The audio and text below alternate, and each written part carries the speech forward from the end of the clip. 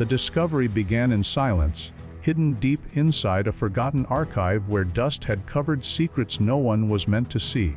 Scholars thought they were reviewing an ordinary collection of maps, the kind that decorated classrooms and history books. But then, one piece of parchment emerged that should never have existed. Its lines did not match any record in our textbooks. Its coastlines suggested continents had been known centuries earlier than believed. Cities appeared where history insists no civilization stood. The air in the room shifted as experts stared at impossible drawings, the kind that could rewrite human history. Whispers spread that this map was not a mistake, but proof of a massive deception carried across generations.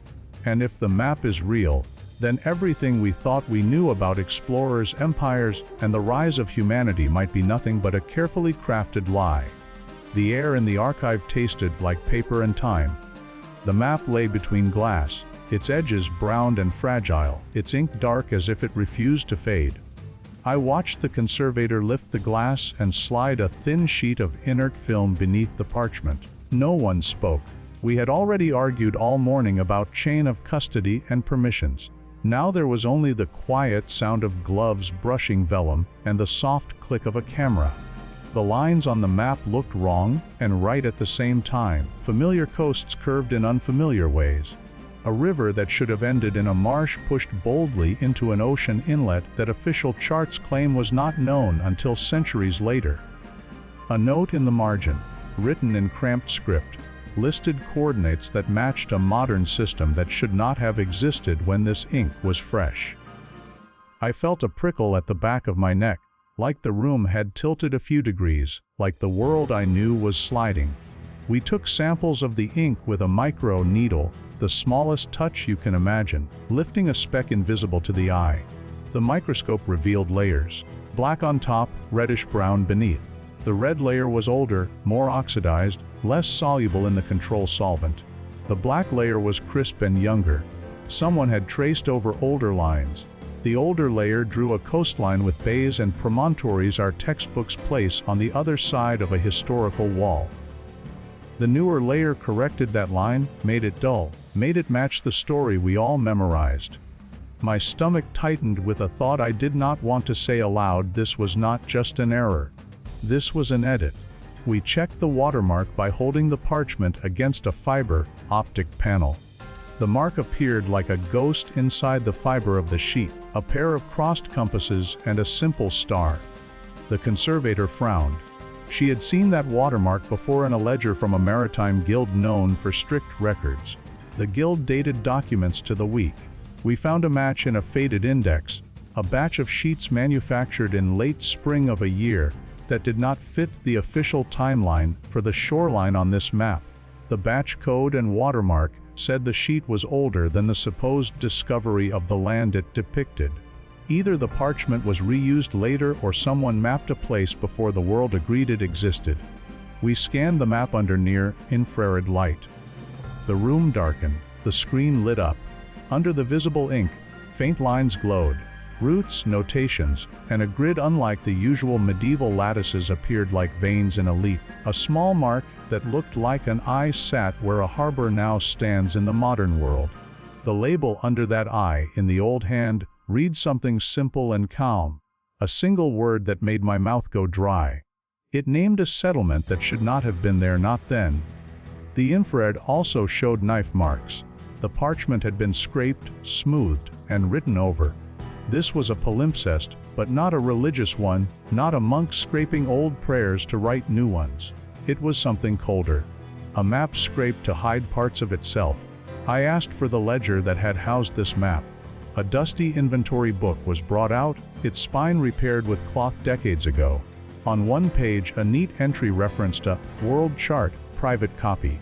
The entry had 2 dates. The first date matched the watermarked batch. The second date came years later, annotated with a tight comment in the margin, revised to conform. I stared at those words, the simplest confession ever written. Revised to conform. Conform to what? To the version that would be told in classrooms, in triumphal plaques, in official museums.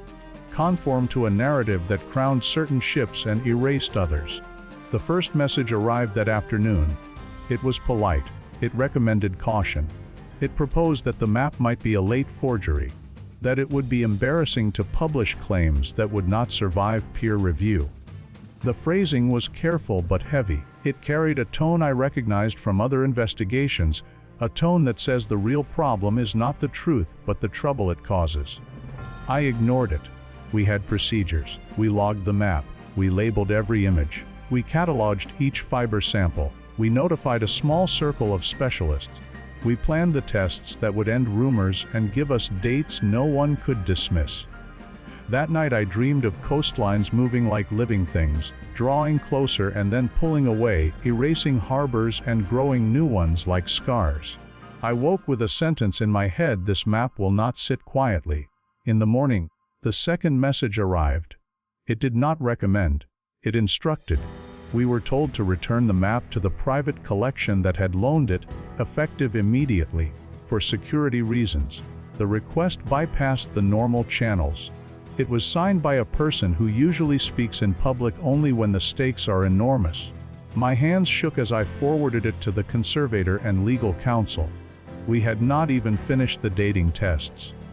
I told them we should run the simplest test we had left.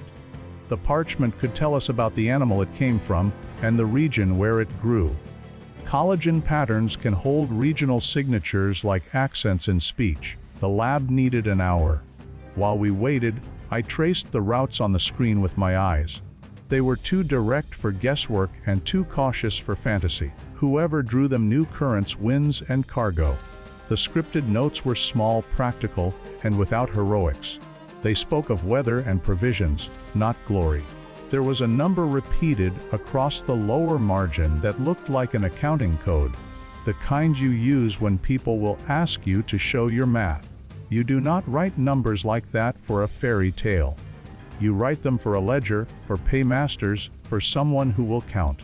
The lab called back with a voice that tried not to sound excited. The collagen pointed to a specific region, a place known for shipbuilding and a quiet ambition that ran under the surface of trade. It matched the watermark and the guild registry.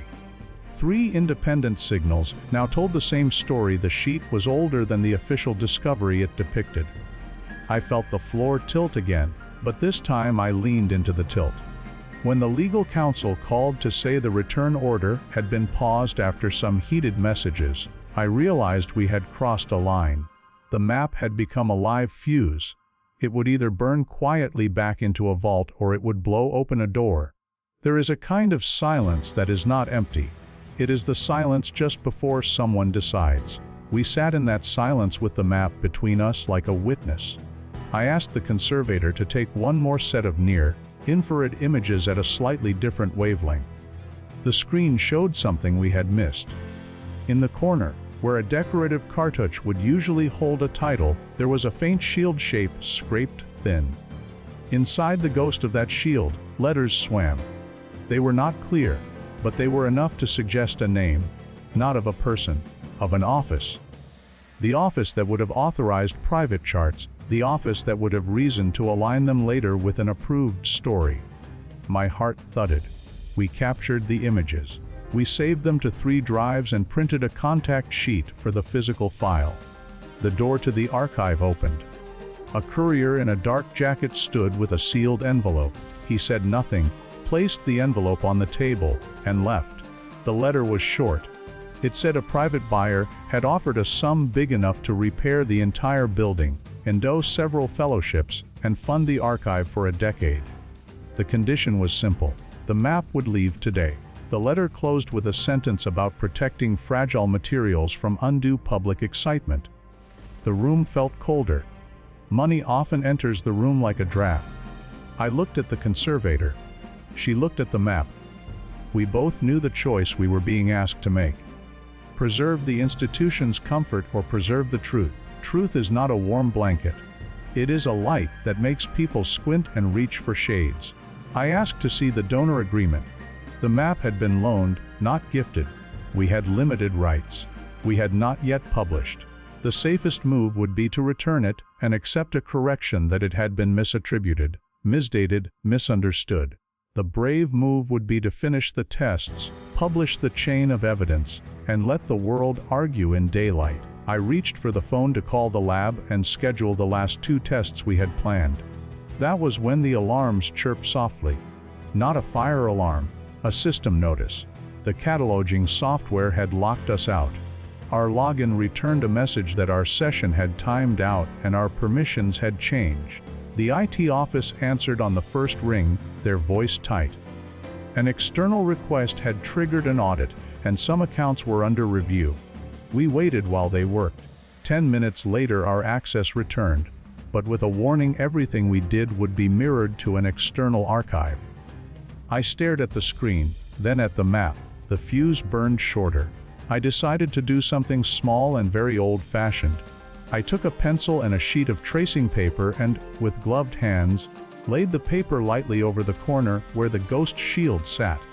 I rubbed gently and watched the faintest shapes print onto the sheet. It felt like stealing a shadow.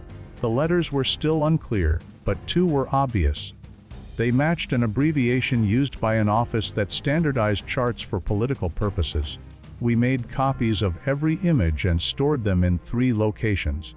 1 copy went to a safe that did not connect to anything. 1 went to a colleague in another city. 1 stayed in my bag in a sealed folder that felt heavier than paper should feel. The legal counsel called again. Failure to comply would jeopardize future loans and support. I thanked them and ended the call. The conservator looked at me like someone who already knows the ending of a story but wants to see how you tell it. I spoke quietly. We will comply with the letter of the request. We will return the object in the condition we received it, plus the conservation steps we documented. We will also comply with our duty to the record. The tests we have completed, the images we have captured, the annotations we have made. These are ours to keep, within the law. We will write what we can prove without the physical object in the room. We will publish the ink layers, the watermark, the ledger entry, the scraped palimpsest, the ghost cartouch, the accounting codes, the collagen signature, the phrase revised to conform. We will let the world decide what it means that a map older than an official discovery shows a coast that should not have been known and bears the touch of a hand that tried to make it fit a later story. The courier returned with a case lined in custom foam. We placed the map inside. The lid shut with a soft click that sounded final. He left without a word. The room felt larger and emptier, like the echo after a confession. The conservator exhaled. I felt the weight in my bag and knew it was not paper but obligation. Outside, the afternoon light broke into the room in clean angles. The world was still the world. Cars passed, shoes clicked on stone, a voice laughed somewhere far away. Inside, the lines of a coast still ran under my eyelids when I blinked. I thought of students sitting in classrooms, tracing routes with their fingers on glossy textbook maps. I thought of phrases we all repeat without question. Firsts, discoveries, inventions. The map had taught me a simpler vocabulary. Not first, but earlier than admitted. Not discovery, but documented and then disguised. Not invention, but transmission with the author erased. There is a crime that does not leave a body but still leaves fingerprints. It lives in edits, in orders to return, in offers large enough to hush an institution for years. It lives in a sentence written in a margin by a careful hand that never thought the words would be read outside a ledger room. Revised to conform. That night, as the building emptied, I sat with the copies and wrote. I wrote the chain of custody. I wrote the methods. I wrote the limits and the doubts. I wrote the small stubborn facts that refused to bend. I wrote the feeling that the map was not extraordinary because it changed everything, but because it revealed the ordinary ways truth gets ironed into a flat shape that fits a frame. I did not sleep. I did not need to. The dawn would come, and with it, the first email to a list of readers who still believe evidence matters. The light in the archive clicked off on a timer. The streetlights blinked. Somewhere, on a table far from here, a glass lid sat over a rectangle of history and kept the dust away. If you wanted a happy ending, you would ask the map to survive in public and for the official story to change by noon. That is not how this works. The ending is slower. It is 1,000 small sentences written by careful hands. It is a lesson that truth does not vanish when you lock it away. Truth is a patient thing. It sits in the fibers of a page. It glows under the right light. It survives in a ledger where someone forgot to lie in a margin, and it waits for the next person to walk into a quiet room, lift a glass lid, and feel the world tilt as a coastline refuses to move back to where the story says it belongs. The storm did not come with thunder or rain, but with silence. Silence in the inbox. Silence on the phone lines. Silence in the offices that usually buzz with scholars trading notes and young assistants chasing footnotes. For 3 days after the map left the archive, I heard nothing. That is when I knew the silence was not absence but pressure. Pressure applied to make us forget. The conservator called late at night. Her voice shook. She had received an unsigned message slipped under her door. Maps are stories, not evidence. Do not confuse the two. She asked me if we should stop. I told her the same thing I told myself. Once you see the ink layers, once you read the words revised to conform, you cannot unsee them. Stopping is not forgetting. Stopping is choosing to bury yourself with the secret. We sent our notes to a trusted colleague in another country, a place where archives are harder to silence. 2 days later, she replied with something that turned my blood cold. She had compared our coastlines with a chart preserved in her own collection. The chart had always been dismissed as an imaginative draft, filed under miscellaneous fantasies. But when she overlaid the two, they aligned almost perfectly. 2 separate charts, 2 separate hands, and 2 separate guilds, drawing the same impossible shoreline centuries before it was supposed to be discovered. She attached the images, glowing like an X-ray of deceit. I stared at the overlap, the bays and rivers falling into place like puzzle pieces, and I understood why silence had been forced on us. This was not one mistake. It was a pattern. The next day, I walked past the library steps where tourists snapped photographs of statues carved to celebrate explorers. Their plaques carried names that every schoolchild repeats as if they were sacred. But all I could see was the quiet labor of sailors and cartographers whose knowledge had been erased or forced to wear another nation's face. The statues felt like masks. Behind them, the map whispered a different story. The world had been known, traveled, charted, exchanged long before the crowns and parliaments declared their triumphs. What we call discovery was often theft, not of land, but of memory. Rumors began to circulate. An anonymous blog hinted at suppressed chart, claiming it proved that continents were connected long before Columbus or Magellan. The post was vague, but it spread like fire. Soon, mainstream outlets mocked the claim, labeling it conspiracy theory.